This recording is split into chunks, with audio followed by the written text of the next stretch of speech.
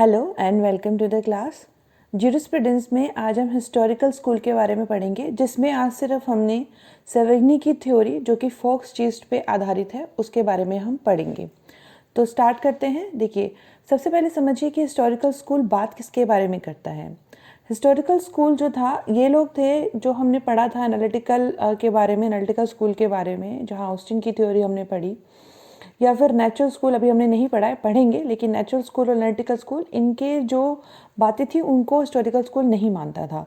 Historical school का ये believe है, ये सिस्टम था कि जो लॉ होता है वो ढूंढा जाता है, बनाया नहीं जाता। इसका मतलब लॉ जो है ऑलरेडी एग्जिस्ट करता है, उसको ढूंढना होता है कि कहाँ से उसका ओरिजिन हुआ, कैसे डेवलपमेंट हुआ, कैसे सिस्टमाइज्ड उसके अंदर चेंज आया, लॉ में भी और लीगल कॉन्सेप्ट में भी।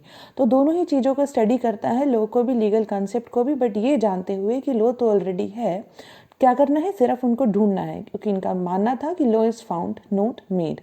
और ज्यूरिस्प्रूडेंस हिस्टोरिकल स्कूल में ये बात करते हैं कि क्या है ओरिजिन, उसका पता लगाना है, हमें डेवलपमेंट देखना है और सिस्टमाइज चेंज देखना है लॉ में और लीगल कॉन्सेप्ट्स में। तो इन्होंने कहा कि जो लॉ है वो बेस्ड है कस्टम्स पे और यूसेजेस पे। तो अब देखते हैं इनके जो मेन सपोर्टर्स हैं वो है सेवेग्नी, कार्टर, हेनरी मेन और जीसी ली। तो जो सेवेग्नी है ये फाउंडर ऑफ हिस्टोरिकल स्कूल भी कहे जाते हैं, और इनसे पहले मोंटेस्क्यू भी थे, लेकिन जो फादर हैं, फाउंडर हैं, वो सेवेग्नी को ही माना जाता है। अब हिस्टोरिकल स्कूल मैंने आपको बता दिया क्या कहता है। स्टडी करता है origin, development and systemise change in law and legal concepts. Mutual relation देखता है स्टेट का और लॉ का हिस्टोरिकल पर्सपेक्टिव में। हिस्टोरिकल पर्सपेक्टिव का मतलब यही चीज़ें, कस्टम्स के अकॉर्डिंग, यूसेजेस के अकॉर्डिंग कैसे था, कैसे ओरिजिन हुआ, किस तरीके से डेवलपमेंट हुआ और क्या सिस्टमाइज चेंज हुआ, इस तरीके से। क्योंकि ये मानते हैं कि लॉ तो ऑलरेडी है, law is found not made, और इनका जो लॉ है वो that is based on custom and usage. इनके हिसाब से ज्यूरिस्प्रूडेंस लॉ यही है। अब सेवेग्नी के बारे में जान लेते हैं। इनका पूरा नाम है फ्रेडरिक कार्ल फोन सेवेग्नी। आप कहेंगे वी को एफ क्यों? क्योंकि ये जर्मन थे, और जर्मन में जो वी होता है उसको एफ ही पढ़ा जाता है। आपने एक पॉपुलर कार ब्रांड है जिसका नाम है VOLKSWAGEN, जिसको प्रोनाउंस किया जाता है वॉक्सवैगन। आप कभी भी उसका जो है एडवर्टीजमेंट देख लीजिएगा, वहाँ वोल्क्स वैगन ऐसे नहीं बोलते, फोक्सवैगन बोलते हैं, मतलब लोगों की कार। फोक्स माने पीपल होता है, हमेशा ध्यान रखिएगा। तो यहीं पर इसी थ्योरी से रिलेटेड है जो हमने पढ़ना है। वो किसने दी है? हिस्टोरिकल स्कूल में सेवेग्नी की थ्योरी हमने पढ़नी है। फोक्स पे कार बेस्ड है, तो वहीं से रिलेट कर लेना। फोक्स जीस्ट और फोक्स वैगन वो लोगों की कार है, ये लोगों की विल है। जेस्ट माने होता है विल, स्पिरिट, ठीक है। तो अभी देखिए फ्रेडरिक कार्ल फोन सेवेग्नी क्या कहते हैं।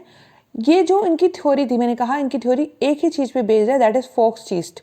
फोक्स माने लोग, पीपल, और जीस्ट माने विल, इच्छा या उनकी स्पिरिट। उसको हम एकदम डिटेल में पढ़ेंगे, लेकिन पहले इनकी बुक्स देख लेते हैं। दो मेन बुक्स हैं, डास रेक डैश बेस्टीज means the law of possession, और 1814 में आई सेवेग्नी ने जो लिखी थी, फॉर्म बेरफ यूनसेरर जेट फोर जेस्टिस बेगिन und Rechtswissenschaft of the vocation of R8 for legislation and legal science। इनकी थ्योरी जो थी आई थी, मतलब इनकी थ्योरी एक तरीके से पावरफुल वेपन की तरीके ऐसे आई थी, जो कि 18th सेंचुरी में रैशनलिज्म था और प्रिंसिपल ऑफ नेचुरल था। मतलब ये डिवाइन लॉ पे विश्वास नहीं करते थे। एनालिटिकल स्कूल में जहाँ सॉवरेन की पावर की बात हुई उस पर भी इनका विश्वास नहीं था। इन्होंने जो बात की थी, कहा कि जो ये थ्योरीज हैं, जो ये थ्योरीज हैं, वो एक तरीके से कहा उनके हिसाब से इन्होंने एक सॉवरेन की बात कर दी, या गॉड पावर की बात कर दी, डिवाइन पावर की बात कर दी, तो उसमें भी किसी ना किसी कमांड की बात कर दी। बट इनका मानना ये था कि लॉ तो ढूंढा जाता है और जो है वो कि बनाया नहीं जाता। तो इनकी थ्योरी पावरफुल वेपन की तरह, रिएक्शन की तरह सामने आई। Rationalism, analyticism, principle of natural law के according, the advocates of which try to establish, जिनमें इन जो यहाँ पर लोग थे, मतलब जो ज्यूरिस्ट थे, जो रैशनलिज्म, एनालिटिकलिज्म या नेचुरल लॉ को सपोर्ट करते थे, वो सोचते थे कि उन्होंने जो है यूनिवर्सल एप्लीकेशन बनानी है जिसमें उन्होंने टाइम और प्लेस की जो है बारे में देखा ही नहीं था। और हिस्टोरिकल स्कूल जो था वो हमारा टाइम और प्लेस को ही देखता है। हमने बात करी कि कैसे है, लोग ढूंढा जाता है, ओरिजिन देखा जाता है, डेवलपमेंट देखा जाता है, तो कहाँ पर लो हुआ, किस तरीके से डेवलप हुआ, वो सब देखा जाता है। तो समय और स्थान की जो महत्ता थी वो हिस्टोरिकल स्कूल में है, लेकिन जो रैशनलिज्म या एनालिटिज्म या फिर नेचुरल लॉ की हम बात करें वहाँ ये सब नहीं था। उसी के अगेंस्ट उनकी थ्योरी आई थी। तो मेन प्रोपोजिशन क्या है इनकी थ्योरी के, फटाफट से कर लेते हैं, आपको ज़्यादा मैं नहीं उलझाऊंगी चीज़ों में, क्योंकि जो हमारे क्वेश्चन जिस तरीके से मैं आंसर अटेम्प्ट करके आना एग्जाम में उसी तरीके से आपके सामने लिखा हुआ है। पहले आपको एग्जाम में इस तरीके से लिख के आना है कि ये हिस्टोरिकल स्कूल के जो है फाउंडर हैं, और इनके साथ साथ हिस्टोरिकल स्कूल में ये लोग भी हैं मेन। और हिस्टोरिकल स्कूल किस चीज़ के बारे में बात करता है, अगर ये बुक्स रह जाएं तो ठीक है, नहीं तो कोई दिक्कत नहीं है। इतनी भारी लंबे चौड़े नाम होते हैं तो मुश्किल होता है, गलत लिखने से अच्छा ना लिखें हम। बस ये है कि अगर हमें एग्ज़ाम में जो कॉम्पिटिटिव एग्ज़ाम्स होते हैं उसमें कभी ऐसा ना हो कि जो है ये एग्ज़ाम्स पूछे जा सकें, हमें बुक पूछ ली जाए, तो इसलिए थोड़ा सा हमें देखना होता है। अदरवाइज़ जो हमारे जो एग्ज़ाम रहते हैं सब्जेक्टिव आंसर्स, वहाँ अगर हम ये भूल जाते हैं तो कोई दिक्कत की बात नहीं, गलत नहीं लिखना है बस। फिर उनके बारे में थोड़ा सा कि कब किस रिएक्शन में आई थी। फिर अब उनके मेन प्रपोजिशन देख लेते हैं। सबसे पहला है source of law is the फॉक्स जेस्ट, और ये मैंने अभी आपको बताया, फॉक्स माने पीपल, जेस्ट माने विल, और इन्हीं के ऊपर, इसी चीज़ के ऊपर इन्होंने अपनी थ्योरी जो है आधारित की थी। जैसे मैंने आपको कैल्सन की थ्योरी बताई थी, वो उनकी जो थ्योरी थी वो ग्रुन नॉर्म पे बेस्ड थी, कि एक बेसिक नॉर्म है उसके ऊपर लेके चले थे। उनकी थ्योरी फॉक्स चीस्ट पे बेस्ड है। तो उन्होंने कहा कि लॉ जो होता है वो क्या होता है, पीपल जो लोग हैं उनकी ज़िंदगी के ऊपर आधारित होता है, और उनकी जो इच्छा होती है उसी से ही लॉ जो है लॉ डिसाइड होता है। मतलब जो लोग मानते हैं, जो लोगों की इच्छाएं होती हैं, जो लोगों की मान्यताएं होती हैं, वही जो होता है वही लॉ होता है। इनका मानना था कि लॉ जो है आर्टिफिशियल लाइफलेस मैकेनिज्म नहीं है, मतलब ऐसी कोई मैकेनिकल डिवाइस नहीं है जो कि हम कहें कि आर्टिफिशियल है, लाइफलेस है, बल्कि इनका मानना था कि जो लॉ है वो according to the development of people, according to the development of society, community हुआ है। अगर हम ये सोचेंगे कि हम पहले जो क्या हुआ लोगों के साथ हिस्टोरिकल कल्चर के अकॉर्डिंग ध्यान ही नहीं देंगे, ट्रेडिशन पे ध्यान नहीं देंगे, तो बोलेंगे हाँ पर जो लॉ से रिलेटेड प्रॉब्लम्स होंगी वो हम सोल्व नहीं कर पाएंगे, बल्कि और कन्फ्यूज़न क्रिएट हो जाएगा। इनका मानना था कि अगर हमें प्रेजेंट की प्रॉब्लम्स को सोल्व करना है तो पास्ट में क्या था उसका जानना ज़रूरी है, और पास्ट में इनका जो लिंक था वो हिस्टोरिकल कल्चर और ट्रेडिशन से था, कम्युनिटी था, ताकि हम प्रेजेंट प्रॉब्लम को सोल्व कर पाएँ। फिर उसके बाद इन्होंने कहा लॉ डेवलप करती है जिस तरह से लैंग्वेज डेवलप करती है, और लॉ का भी एक नेशनल कैरेक्टर होता है। ध्यान रखना, इन्होंने यूनिवर्सल कैरेक्टर की बात नहीं की, इन्होंने नेशनल कैरेक्टर की बात करी है। तो इन्होंने कहा कि जो लॉ होता है वो एक तरीके से डेवलप होता है जिस तरह से किसी भी नेशन में कोई लैंग्वेज डेवलप होती है। लॉ ग्रो करता है with the grow of society, growth of society, gains करता है अपनी स्ट्रेंथ को सोसाइटी से ही, और फाइनली जब नेशन जो होते हैं अपनी नेशनैलिटी, अपनी राष्ट्रीयता खो देते हैं तो जो कानून होता है वो भी मर जाता है, उसकी भी मृत्यु हो जाती है। इनका मानना था कि लॉ का एक नेशनल कैरेक्टर होता है, लैंग्वेज की तरह से डेवलप होता है, और ये लोगों को एक साथ जोड़ के रखता है। क्यों जोड़ के रखता है? क्योंकि उनका कॉमन फेथ्स होते हैं, बिलीव्स होते हैं और कन्विक्शन होते हैं। किसका? अब लॉ का भी कॉमन फेथ कन्विक्शन होते हैं, और इनका मानना था लॉ के साथ साथ जो है लैंग्वेज का भी common faith, believe in conviction होते हैं, और ये इसीलिए दोनों ही जो है वो लोगों को जोड़ के रखते हैं। लैंग्वेज भी जोड़ के रखती है और लॉ भी जोड़ के रखते हैं। तो लॉ, लैंग्वेज, कस्टम, गवर्नमेंट, उनका कहना था कि जो लोग फॉलो करते हैं उनसे सेपरेट एग्जिस्टेंस नहीं रखते। कहने का तात्पर्य वही है, अगर हम लॉ की बात कर रहे हैं तो लॉ कहाँ पे, हम इन्होंने कहा फोक्स चीस्ट है, लेकिन यानी कि लोगों की इच्छाओं पर ही डिपेंड करता है, लोगों की स्पिरिट में ही लाई करता है। लैंग्वेज का भी इन्होंने यही कैरेक्टर माना, कस्टम्स एंड गवर्नमेंट को भी इन्होंने कहा कि अगर हम लोगों से फॉलो करवाना चाहते हैं ये सब, तो ये चीज़ें, इनका अस्तित्व लॉ, लैंग्वेज, कस्टम, गवर्नमेंट का लोगों से अलग नहीं है। ये सब जो कॉमन कन्विक्शन होता है जो लोगों का, वो सब मिला करके ये सब चीज़ों को एक साथ जोड़े रखता है। जो सेंट्रल थीम थी उनके हिस्टोरिकल ज्यूरिस्प्रूडेंस की था कि जो ऑर्गेनिक इवोल्यूशन है लॉ का, वो with the life and character of the people develops, ages मतलब सालों लग जाते हैं, उम्रें लग जाती हैं। तो इनका मानना था कि जो लॉ है वो इस तरीके से डेवलप होता है जिस तरीके से जो है लैंग्वेज डेवलप होती है। और इस तरीके से भी मानते हुए उन्होंने एक बात और कही कि ये कभी भी रेस्ट नहीं लेते हैं, मतलब कि आराम नहीं लेते हैं। जब से इनका ओरिजिन हुआ, चाहे लैंग्वेज हो चाहे फिर लॉ हो, ये हमेशा मूवमेंट रहा है, और मूवमेंट रहा है, डेवलपमेंट रहा है। इसके अलावा एक बात आपको बता ही दी कि लॉ जो है नेशन के साथ साथ ग्रो होता रहता है, इंक्रीज होता रहता है, और डाइज यानी कि मृत्यु हो जाती है लॉ की जब इसका डिसोल्यूशन होता है, किसका, जो है नेशन का। अब आता है मेन प्रपोजिशन, फिर से उसी लाइन पे चलते हैं। थर्ड पॉइंट है हमारा, early development of law is spontaneous, later on it is developed by jurist. अब ये कह रहे हैं कि जब शुरुआत हुई थी, उन्होंने कहा ना ओरिजिन उसमें होता है, लॉ में ओरिजिन होता है, तो कह रहे हैं कि जब लॉ डेवलप हुआ था, स्टार्ट हुआ था डेवलप होना, तो वो स्पॉन्टेनियसली हुआ। स्पॉन्टेनियसली का मतलब अचानक से हो गया, जैसे कम्युनिटी को नीड हुई तो अचानक से हो गया। लेकिन जब कम्युनिटी एक सर्टेन लेवल पे या सिविलाइजेशन पे पहुंच गई तो different types of national activities वहाँ आई, और जिससे क्या हुआ, अलग अलग ब्रांचेज आ गई। तो उसमें क्या हुआ, अलग अलग ब्रांचेज में अलग अलग स्पेशलिस्ट फिर आ गए, जैसे जूरिस्ट आ गए, और उसके अलावा लिंग्विस्ट आ गए, एंथ्रोपोलॉजिस्ट आ गए, और साइंटिस्ट आ गए। इसको ऐसे समझते हैं, क्या होता है जब कोई भी चीज़ डेवलप हुई, सोसाइटी डेवलप हुई, सोसाइटी डेवलप होने से पहले एक कम्युनिटी डेवलप हुई। तो जब एक कम्युनिटी डेवलप हुई तो उसमें क्या हुआ, कोई रूल्स नहीं थे, सब अपनी मर्जी से चल रहे थे। जैसे अगर हम एक घर की बात करें, कभी भी आ रहे हैं कभी भी जा रहे हैं, तो चीज़ें मैनेज नहीं हो पाएंगी। तो कम्युनिटी के लिए रूल्स बनाए गए। जब कम्युनिटी के लिए रूल्स बनाए गए, धीरे धीरे लोग बढ़ते रहे, पॉपुलेशन बढ़ती रही, तो फिर उनको मैनेज करना मुश्किल होता रहा। तो फिर जब एक सर्टेन, पहले तो सिविलाइजेशन नहीं था ना, सब ऐसे ही, आपको पता ही है, ऐसे ही खाने पीने का हो या फिर रहने सहने का हो, तो इस तरीके से कुछ भी ऐसा जो आज हम ऑर्गेनाइज वे में देखते हैं नहीं था। तो जैसे जैसे ऑर्गेनाइज होती रही चीज़ें, वैसे वैसे जो हुआ, different kind of national activities भी जो है वो चेंज होती रही और बढ़ती भी रही। इस तरीके से क्या हुआ, जो ये हमारी जो बातें थी, कौन सी बातें हम बात कर रहे हैं, जो हमने जो है लॉ को डेवलप किया था, जो लॉ की जो एक्टिविटीज़ थी वो कैसे हुई, वो बाइफरकेट होती चली गई डिफरेंट ब्रांचेस में, और अलग अलग स्पेशलिस्ट उसको अलग अलग लेते रहे, जैसे ज्यूरिस्ट हो गए, लिंग्विस्टिक हो गए, एंथ्रोपोलॉजिस्ट हो गए, साइंटिस्ट हो गए। अब जैसे हम एक एग्जाम्पल से समझे, क्या हुआ, पहले तो कानून बना दिए कि आप ऐसे नहीं कर सकते, वैसे नहीं कर सकते, फिर लगा इससे कुछ काम नहीं चल रहा, सज़ा फिर देने लगे, फिर सज़ा के लिए भी अलग अलग थियोरीज होने लगी। तो इस तरीके से अलग अलग फिर चीज़ें जो थी वो डेवलप होती चली गई। ये अब इसमें एक बहुत इंपॉर्टेंट बात उन्होंने कही, इसको अंडरलाइन करिएगा बिल्कुल, कि लॉ जो है वो डुअल रोल प्ले करता है, मतलब जुड़वा रोल प्ले करता है।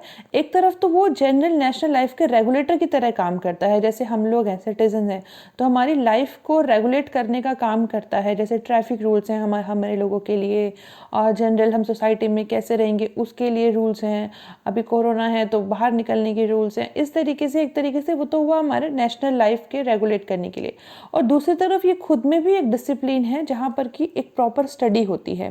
तो दो तरीके से ये रोल जो है प्ले करता है। जब पहली हमने बात की, यानी कि नेशनल लाइफ के रेगुलेटर की तरह जब ये बात करता है, तो इसको पॉलिटिकल एलिमेंट ऑफ लॉ बोलेंगे, जबकि जहाँ पर ये जो डिसिप्लिन की बात करता है वो है ज्यूरिस्टिक एलिमेंट। तो दो एलिमेंट इसके अंदर हैं। और यहाँ ध्यान रखना कि आगे हम पढ़ते हैं, सेविग्नी का व्यू क्या था कोडिफिकेशन ऑफ लॉ में। सेविग्नी जिस टाइम पर जर्मनी में काम कर रहे थे, जर्मनी से बिलोंग करते, मैंने आपको बता ही दिया, जर्मन थे, तो जर्मनी में जिस वक्त ये एक्टिवेट थे, जिस वक्त ये काम करते थे जर्मनी में, तो वहाँ पर कोडिफिकेशन ऑफ लॉ नहीं हो सकता था, क्योंकि जर्मनी जो था वो डिफरेंट छोटे छोटे स्टेट्स में डिवाइडेड था। तो इनका मानना ये था कि हम कोई भी कोडिफिकेशन अभी जर्मनी में एप्लीकेबल नहीं कर सकते हैं, क्योंकि सिंपल सी बात है, अलग अलग स्टेट्स हैं, तो सबको जो है वो हम नहीं ले अप्लाई कर सकते, क्योंकि इनका मानना फिर से यही बात थी कि जो वो लॉ है ये अभी प्रिमिटिव है, यहाँ पर स्टेट जो थे वो इमेच्योर थे, इन यूनिफॉर्मिटी नहीं थी। तो जब यूनिफॉर्मिटी नहीं है तो यूनिफॉर्म लॉज भी नहीं एप्लीकेबल हम कर सकते इसके अंदर।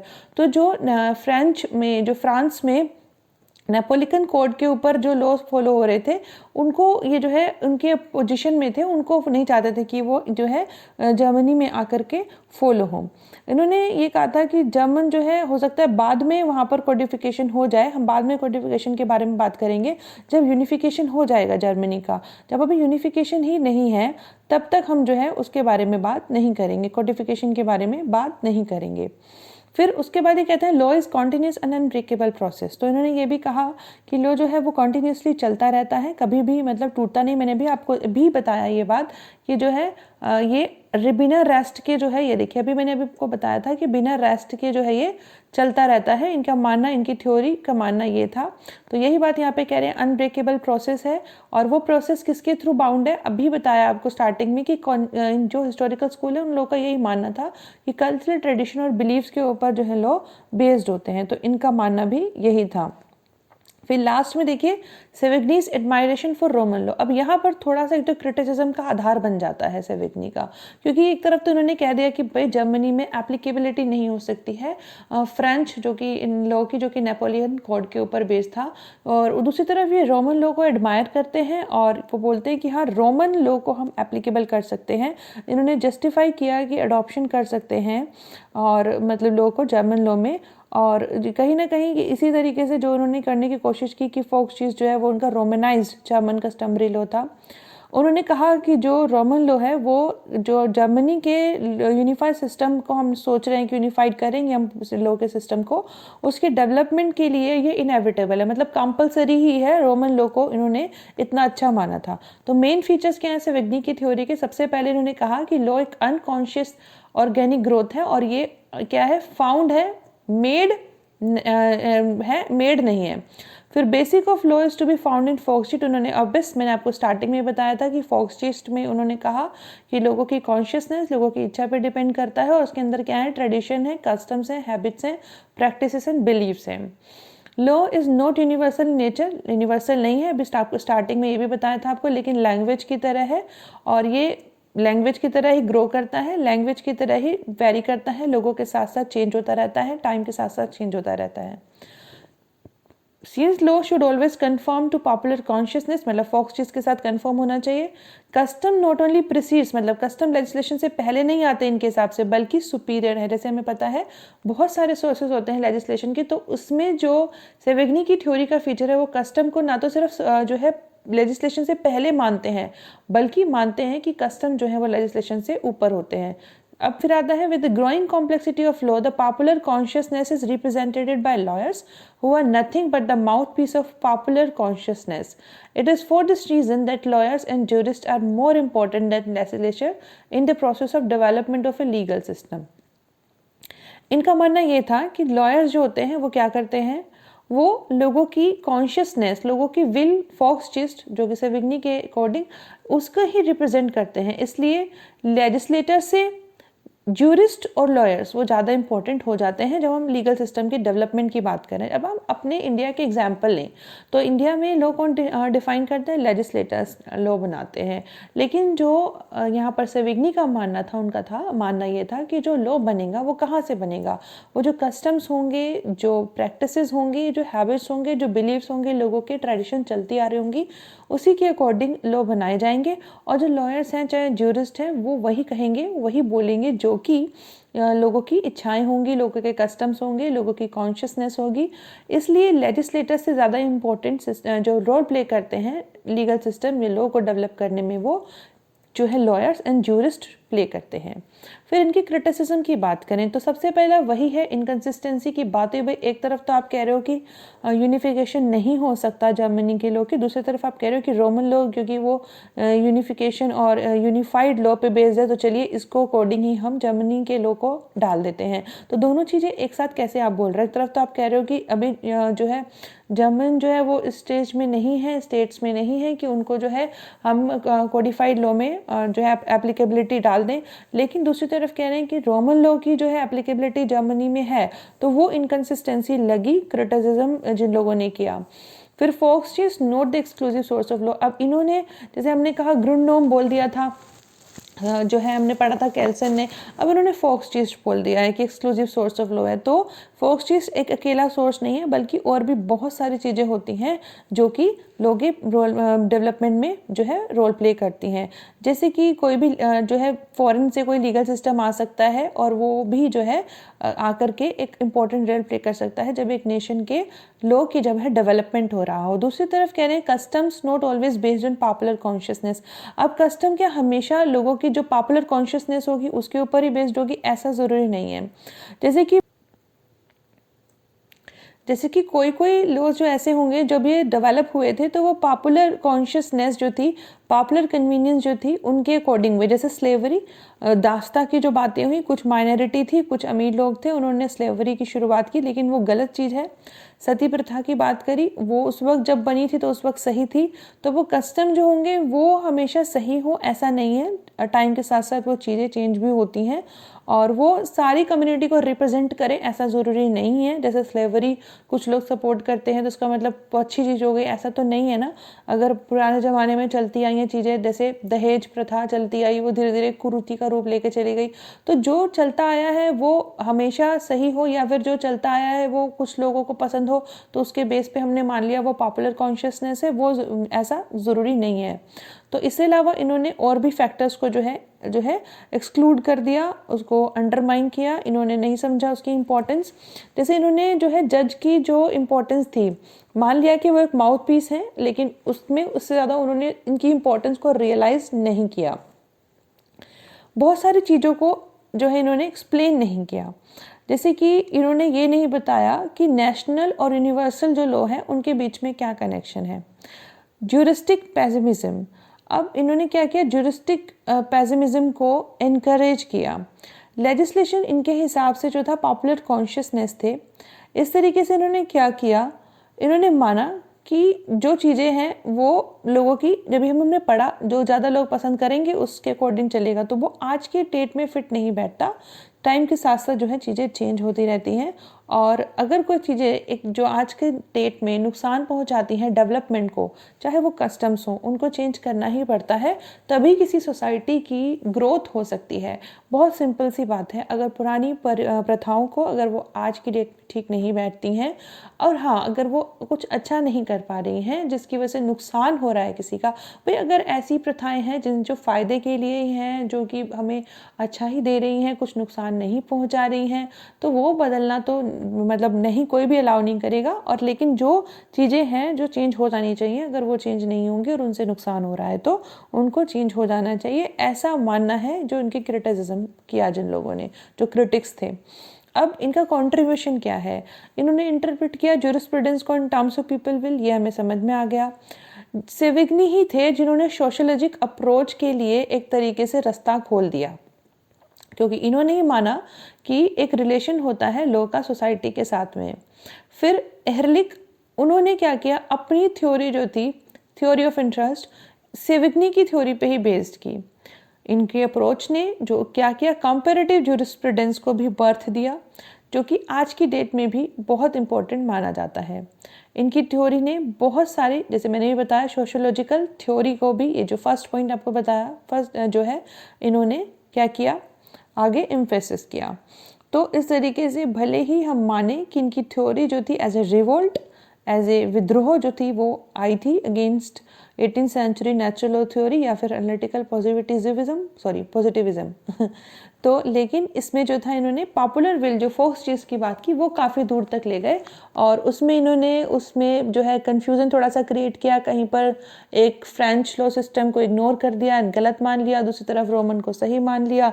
तो एक तरफ कह रहे हैं कि नहीं फिट हो सकता जर्मनी में, दूसरी तरफ वही दूसरे फॉरेन कल्चर को, फॉरेन लॉ को फॉलो कर रहे हैं। तो वो थोड़ा सा अजीब लगा क्रिटिक्स को। उसके अलावा थ्योरी अच्छी है और इंटरेस्टिंग है, छोटी है और बोरिंग बिल्कुल भी नहीं है। और अगर मेरी क्लास बोरिंग लगी हो तो I am really sorry, but I tried कि आसान शब्दों में आपको समझ में आ जाए, और जो पॉइंट हमारे समझने के लिए हैं हम सिर्फ वही समझे। अदरवाइज इतिहास में तो इतनी चीज़ें हैं कि अगर हम एक ज्यूरिस्प्रूडेंस को उठा के बैठ जाएं तो बहुत टाइम लग जाना है। और मैं आपको सच बताऊं, ज्यूरिस्प्रूडेंस बिल्कुल स्कोरिंग नहीं है, तो ये हमारे साथ जो है एक तरीके का धोखा ही है भाई।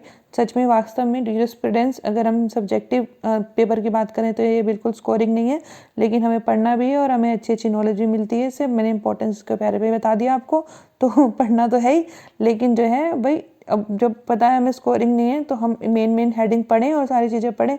और थ्योरी है तो भाई थ्योरी तो ऑलरेडी हमें इतना बोरिंग लगती है, तो भाई इसलिए प्लीज़ अगर कुछ गलत हो गया हो तो माफ़ी, और thank you so much, thanks a lot for listening, thank you so much.